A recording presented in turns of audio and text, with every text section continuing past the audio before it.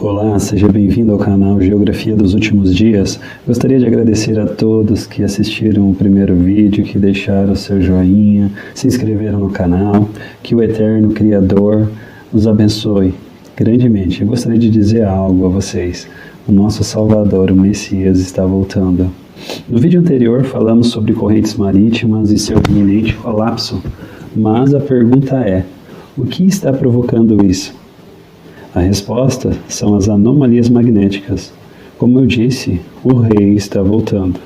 Haverá sinais nos céus, sinais no Sol, na Lua, nas estrelas, na Terra e também como está tendo no mar, nos oceanos. Hoje iniciaremos uma série de 10 episódios. Quero fazer um breve comentário sobre a mais nova anomalia no Oceano Atlântico do Sul, o que está preocupando cientistas, os grupos responsáveis ali que monitoram os oceanos, a NOAA e todo o pessoal que estuda o oceano. Segundo o que tem estudado, ao meu ver, aos meus estudos, isso está relacionado com o máximo solar do ciclo 25 e com o mínimo solar que nós entraremos em 2026. Mas esse é assunto para o segundo episódio.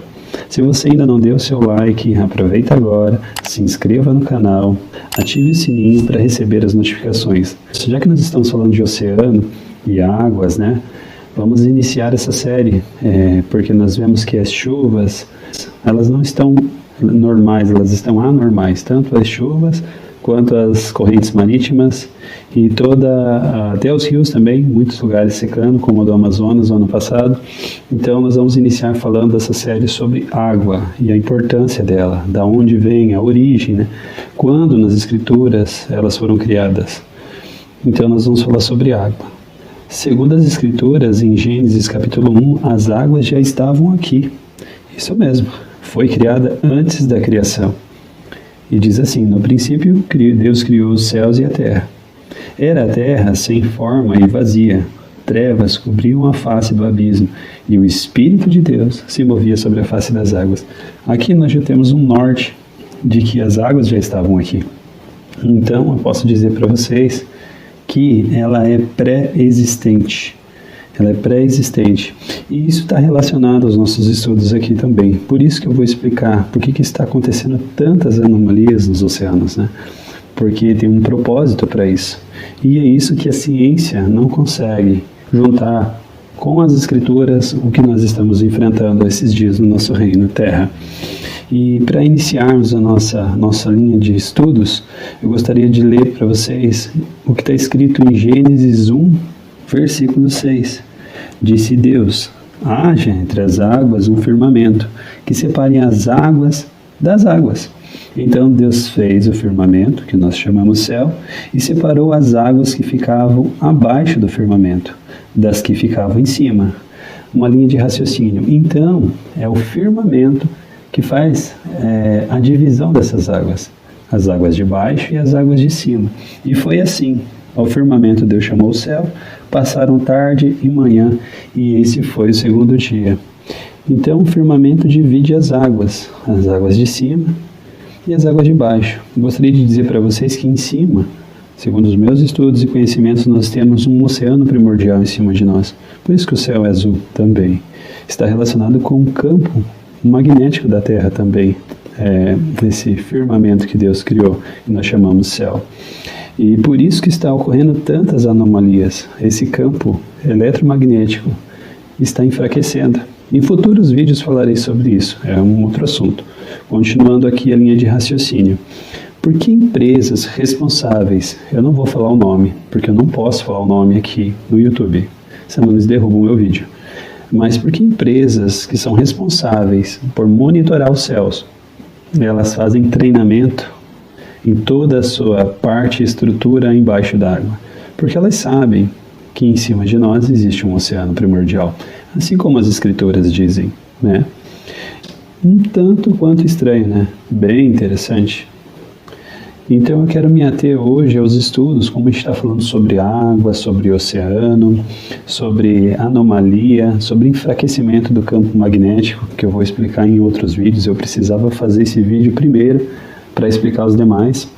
Eu vou falar sobre Gênesis do dilúvio, Gênesis capítulo 7, versículo 11, que diz: no ano 600 da vida de Noé, no segundo mês, aos 17 dias do mês, naquele mesmo dia, se romperam todas as fontes dos grandes abismos. O que acontece? Existe na Terra 7 fontes do abismo, e que estão conectadas com o grande abismo, são 7 canais.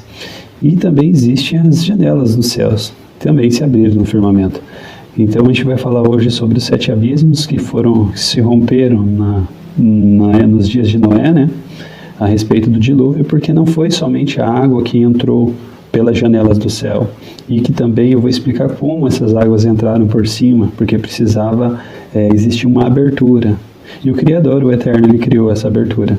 Nós vamos falar isso no decorrer do vídeo. Então eu gostaria de falar sobre essas sete comportas do abismo que nós temos na Terra hoje. As mesmas que serão usadas para depois da inversão do campo magnético do nosso reino Terra para puxar a água e drenar. E você vai ler lá em Apocalipse. Por que isso tudo está acontecendo? A palavra lá diz que haverá novos céus, então esses céus vão passar, uma nova terra, existirão novas terras, por isso estão surgindo os novos continentes, e o mar já não existe. A única possibilidade para que isso aconteça é ser drenado. E eu acredito sim que depois da inversão, depois que nós tivermos uma nova configuração, sim, o mar será drenado.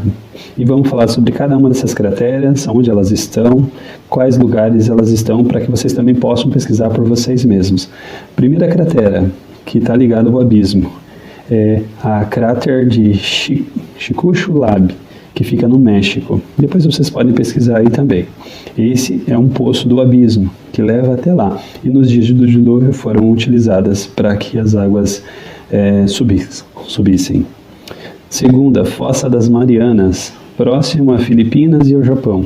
Essa daqui, os cientistas não sabem nem explicar para onde está indo essa água do Oceano Pacífico, porque é um turbilhão de água e eles não sabem, eles acreditam que está conectado ao núcleo da Terra, mas nós sabemos que ela também é uma fossa do abismo, das comportas do abismo. A outra se encontra em El Salvador, Aramuaca, em São Miguel, também não tem fim. E tem muitas histórias sobre essa fossa aqui, que várias pessoas tentaram achar o fundo dela, e tem lá que vários mergulhadores profissionais não conseguiram voltar, porque ela não tem profundidade, ninguém sabe o limite dela, como se ela estivesse direto também no núcleo.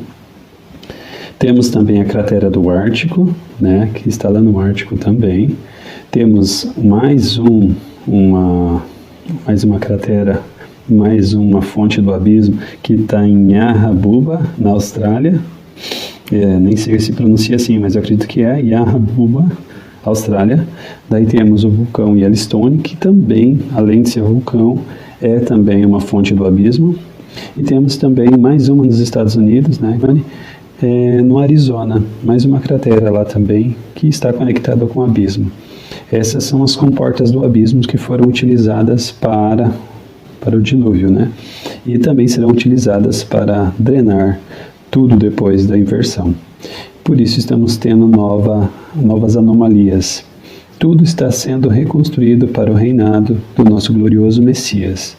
E a Terra já está fazendo a sua parte. Nós não estamos entendendo os sinais. Também existem comportas no céu. Porém, hoje eu quero somente falar sobre o campo magnético, esse campo eletromagnético que existe em cima.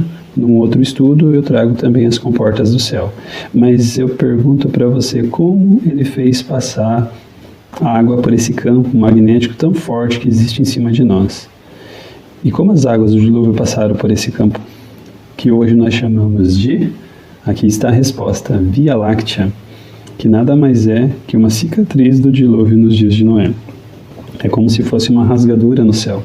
As águas precisavam passar pelo nosso campo eletromagnético da Terra. E ele precisou fazer essa abertura. Foi muito dolorido para o Criador, para o nosso eterno Criador, fazer isso, porque ele teve que encharcar a Terra de água para purificar, né, das corrupções genéticas de tudo que estava acontecendo aqui.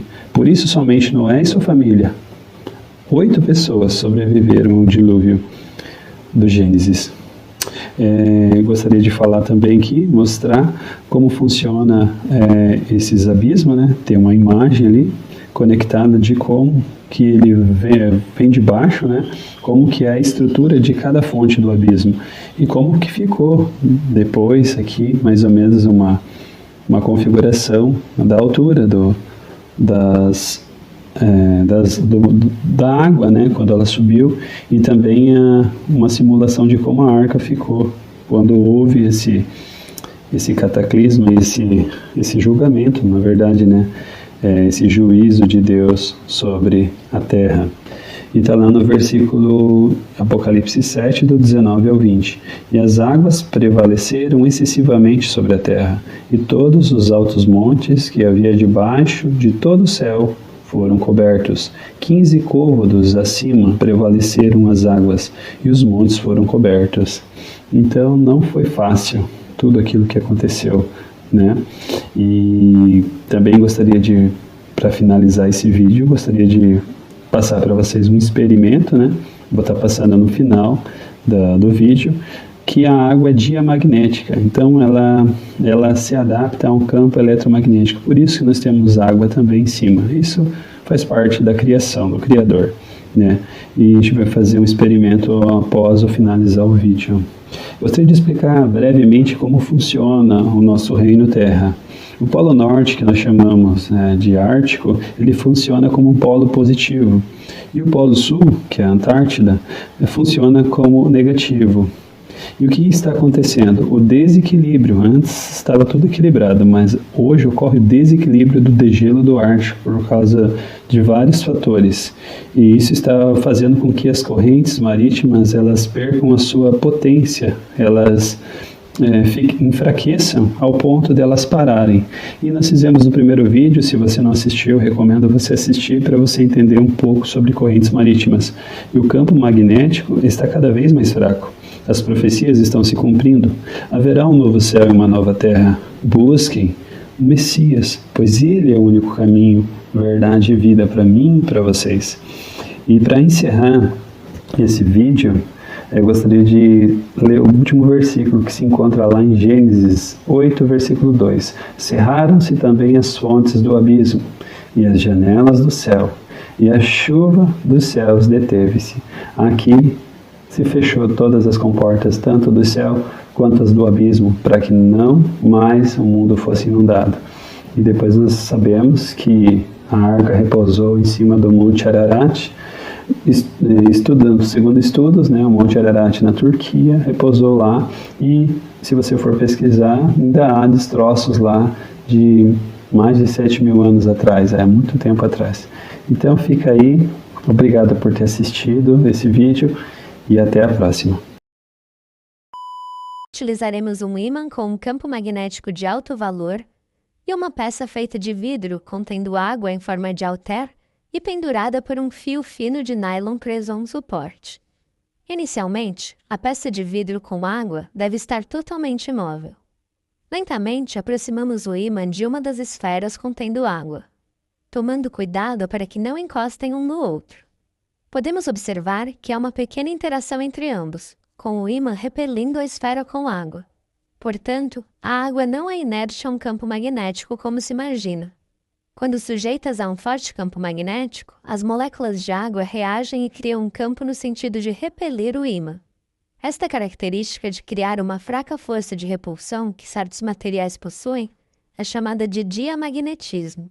A água é um exemplo deste tipo de material. E, graças ao poder magnético de neodímio ferro-boro, podemos observar esse efeito de interação à distância.